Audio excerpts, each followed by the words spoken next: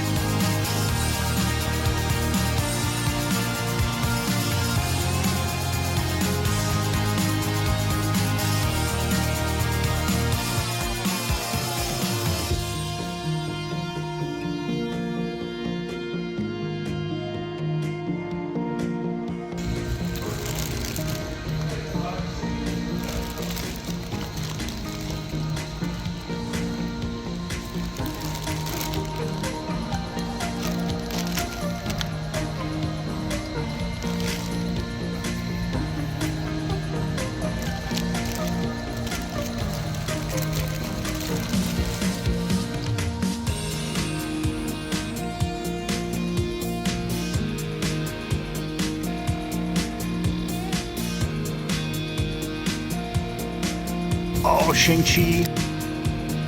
And a Punisher.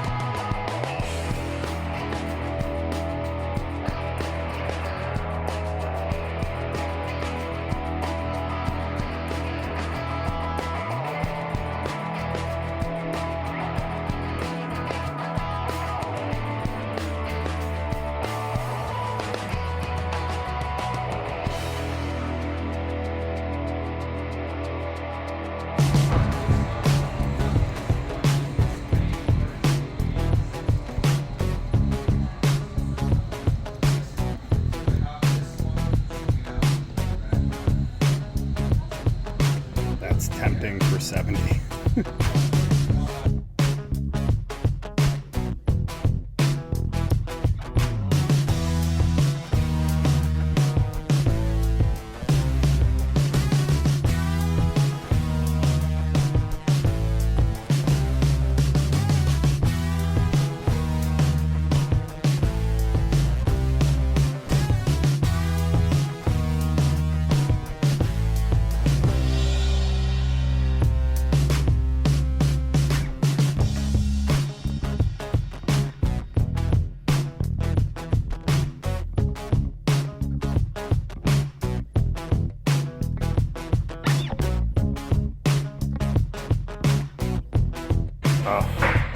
$100, man. Oh.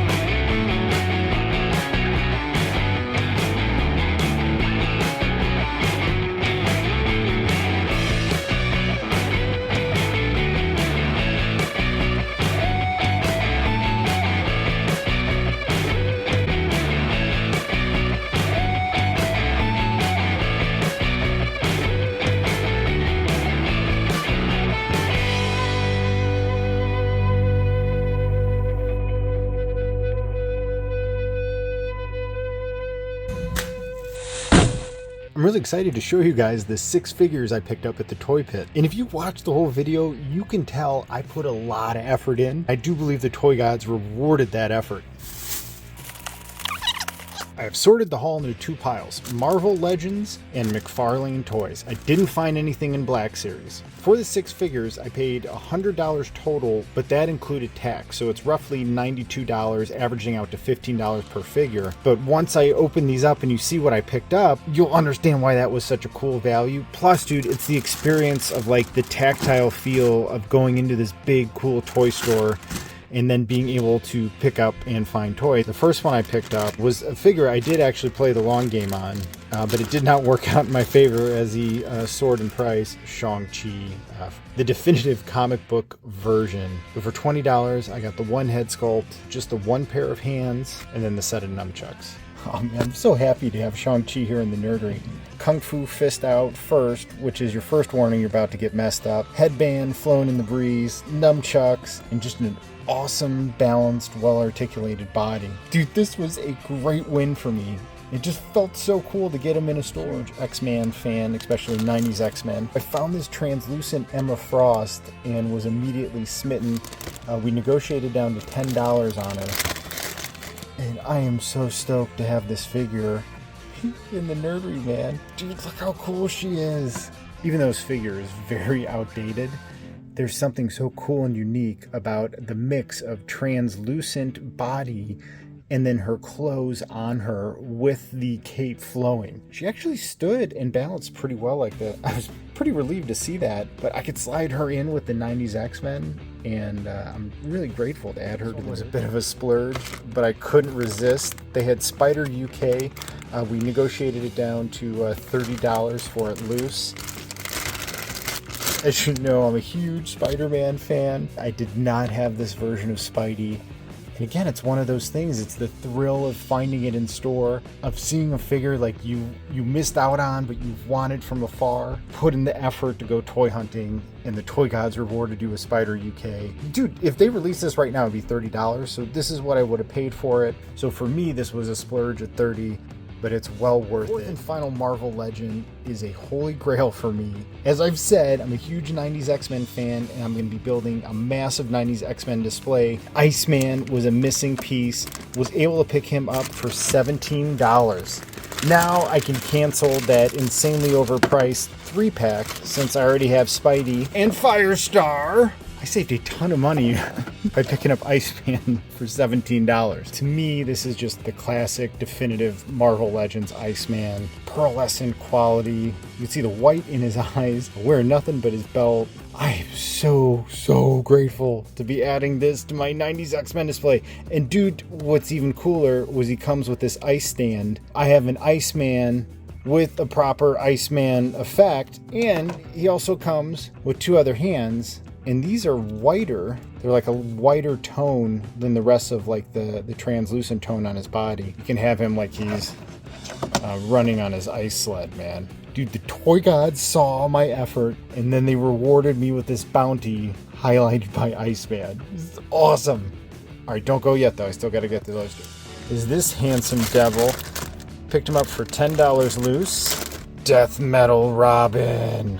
Fair buy for $10 loose. He is wild when you see him in person. Dude, the cape look like raven's feathers, and they're highlighted in purple as you look through them. And then he's got a mesh hood like a knight from King Arthur, and his crown is crazy looking, man.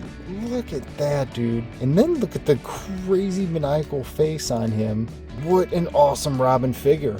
You know, something I really didn't have on my radar, but because I saw him in person and loose, I felt I needed to pick him up and add him to the Batcave. Constantine was deemed Batman adjacent by the toy gods and recently added to the Batcave. I'm a huge fan of Justice League Dark, and now that Constantine was in the Batcave, I needed to add Etrigan. Picked him up for $15. He is heavy. Look how tall he is, man. I gotta adjust the camera from Robin. He's heavy and bulky. His sword is curved. I'm gonna have to straighten that out. Man, he is awesome. Look how big this dude is. Oh, I thought Etrigan was like one of the coolest parts of the Justice League Dark animated movie. I ended up really loving the character, and I am so stoked to add him to the Batcave, man. His armor is amazing. There's just detail everywhere. Dude, the symbol on his chest looks great, and then the armor underneath is scaled, and it's got like a shimmering pearlescent quality to it. Keep me in the front of the Batcave, so I am first in your mind. Last shopping in the Toy Pit, it felt good seeing toys in the store, on the shelves, being tangible. I love supporting a local business, and now I have the pleasure of adding these figures to the Nerdery. May the toy gods accept these humble offerings. Iceman with the ice stand is definitely the MVP because he's been a Grail for so long. Spidey UK is sweet. Translucent Emma Frost. I got Shang-Chi, Etrigan, Crazy Robin. This is just a glorious haul. Praise the toy gods.